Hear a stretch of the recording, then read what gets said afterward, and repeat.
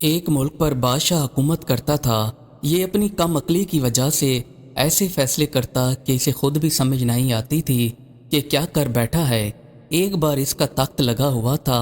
एक देहाती ने दरबान से कहा कि मुझे बादशाह से मुलाकात करनी है।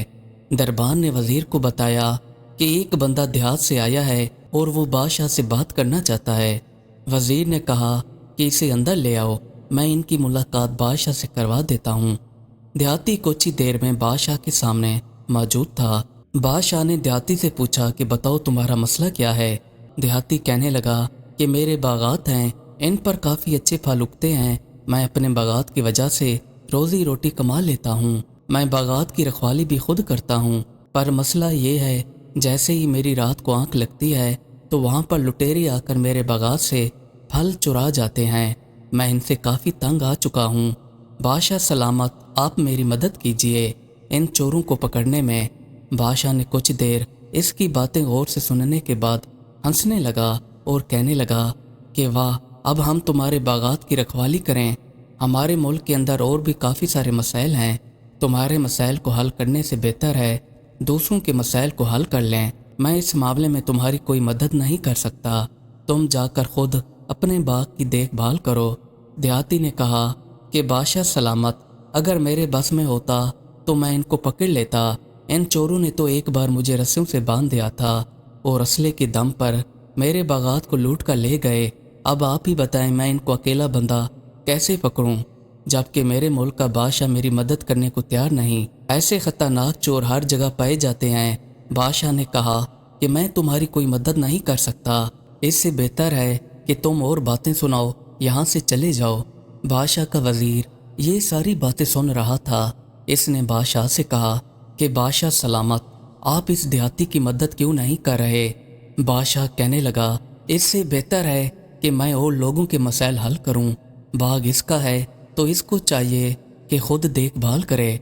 वजीर कहने लगा कि बादशाह सलामत, चोर जो आते हैं इसको बांध कर इसके बागात को लूट कर जाते हैं। अब वो अकेला बंदा कैसे अपनी मदद कर पाएगा। बेहतर है कि आप चंद सिपाही भेजकर चोरों को ढूंढने में इसकी मदद कर दें। बादशाह को गुस्सा आने लगा और इसने वजीर से कहा कि तुम आजकल मेरे मामलात में काफ़ी मुदाखलत कर रहे हो। तुम्हें क्या मालूम बादशाह को कैसे चलाया जाता है। मैं इस मुल्क का बादशाह हूँ, मैं तुमसे ज़्यादा बेहतर समझता हूँ। आज के बाद तुम मेरे कोई मसाइल में ना कूदना, वरना मुझसे बुरा कोई नहीं होगा। देहाती ने देख लिया कि बादशाह कोई मदद नहीं करेगा, फिर ये वापस आने लगा।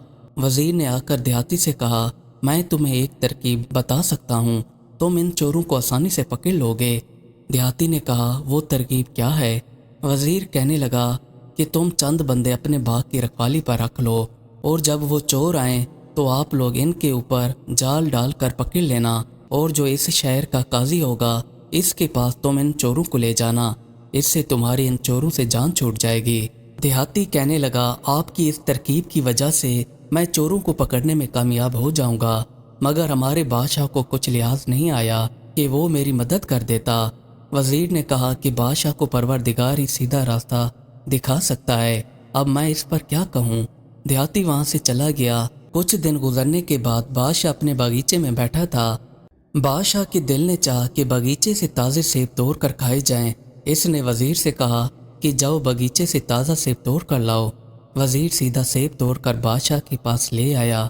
बादशाह अब सेबों को छुरी के साथ काट काट कर खा रहा था। जैसे इसने एक सेब को काटा तो छुरी इसके हाथ की उंगली पर लगी, जिससे इसकी उंगली कट गई और बादशाह की उंगली से काफ़ी तेज़ खून बहने लगा। वजीर बादशाह के महल के अंदर दौड़ते हुए गया और पट्टी ले आया। पट्टी लाकर इसने बादशाह की उंगली पर लगा दी तो कुछ ही देर में बादशाह का खून बहना रुक गया। बादशाह को काफ़ी ज़्यादा दर्द हो रहा था।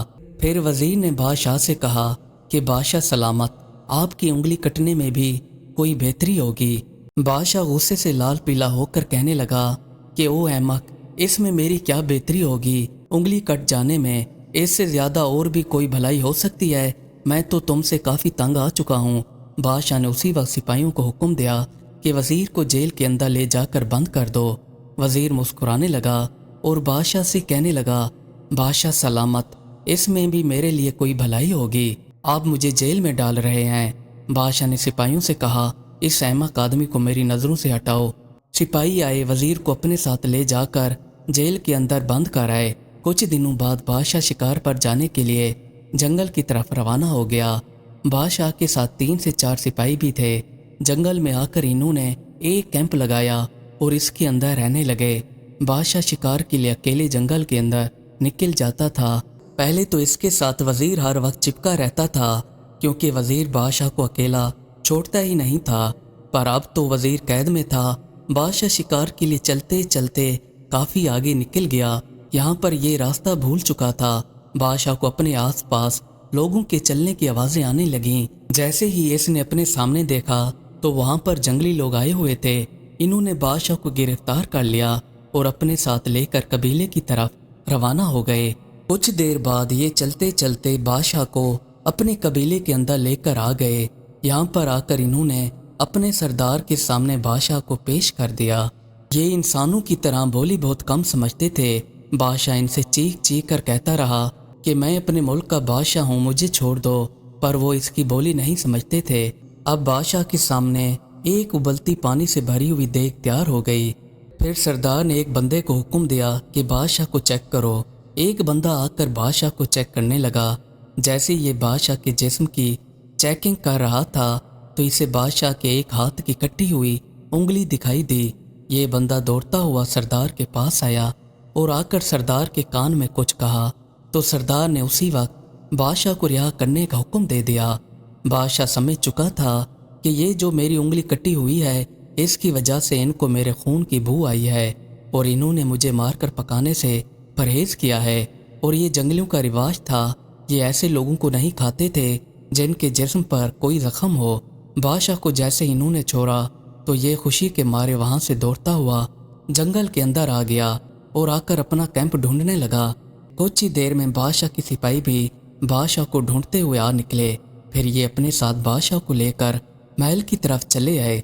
यहाँ पर आकर बादशाह ने वजीर को रिहा करने का हुक्म दिया। जैसे ही वजीर बादशाह के पास आया तो बादशाह ने वजीर से कहा कि तुमने ठीक कहा था जब मेरी उंगली कटी थी कि इसमें कोई भलाई होगी। बिला शक हकीकत में ही इसमें भलाई थी।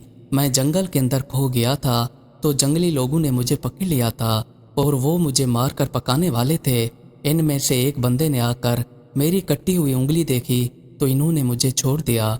चलो, मुझे तो अपनी उंगली कटने में भलाई नज़र आ गई, पर मुझे ये मालूम नहीं हुआ कि तुम्हारी भलाई जेल जाने में कैसे हुई। वजीर हंसने लगा और हंसकर बादशाह से कहने लगा कि बादशाह सलामत, मैं हमेशा आपके साथ चिपका रहता हूँ। आप जहाँ भी जाते हैं तो मैं आपके साथ ही रहता हूँ। अगर हम जंगल में जाते और मैं भी आपके साथ होता तो मेरी उंगली कटी हुई नहीं थी तो जंगली लोग आपकी जगह मुझे पकाकर खा जाते। इसलिए मेरी जेल जाने में भलाई की वजह ये हुई कि मेरी जान बच गई। बादशाह ने कहा कि वाकई रब्बे ताला जो भी करता है हर एक के लिए भला ही करता है। मज़ीद अच्छी अच्छी वीडियोस देखने के लिए हमारे चैनल को सब्सक्राइब कर लें। शुक्रिया।